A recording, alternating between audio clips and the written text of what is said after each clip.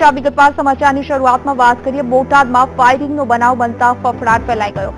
લગ્નના વરઘોડામાં અચાનક જ ફાયરિંગ થતા એક મહિલાનું મોત થયું છે. ફરી એક વખત આવી ઘટના બોટાદમાંથી સામે આવી છે. લગ્નના વરઘોડામાં ફાયરિંગ થવાને કારણે એક મહિલાનું મોત થયું હોવાનું સામે આવ્યું છે. બોટાદથી આ સમાચાર છે. રામપરા ગામના સરપંચની પુત્રીના લગ્ન હતા અને આ લગ્નમાં ફાયરિંગ થતા એક મહિલાનું મોત થયું છે. જાનમાં આવેલી એક મહિલાનું મોત થતા ચકચાર મચી ગઈ છે. પોલીસે ઘટના સ્થળે પહોંચીને તપાસ હાથ ધરી છે.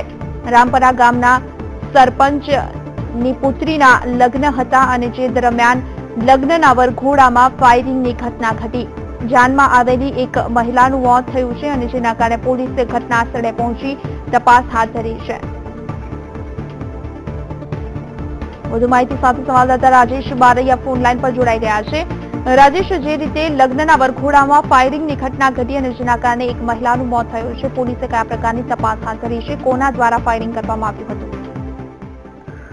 ચોક્કસથી વાત કરવામાં આવે તો ઘણીવાર લગ્નની અંદર ફાયરિંગ થયેલા અને અનેક લોકોના મૃત્યુ થયાના કિસ્સાઓ પ્રકાશમાં આવી રહ્યા છે. ત્યારે વધુ એક કિસ્સો આજે બોટાદ જિલ્લાના ગઢડા તાલુકાના રામપરા ગામના જે સરપંચ છે દેવજીભાઈ સાગળિયા, તેઓની બંને પુત્રીઓના લગ્ન હતા.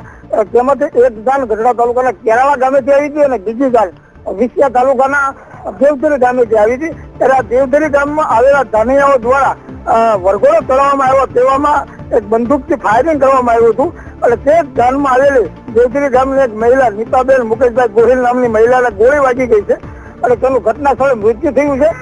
હાલ પોલીસ પણ ઘટના સ્થળે પહોંચી ગઈ છે અને મરનાર મૃતક મહિલાને પીએમ કરવા માટે તેમની બોડીને રેફરલ હોસ્પિટલ લાવવામાં આવેલ છે.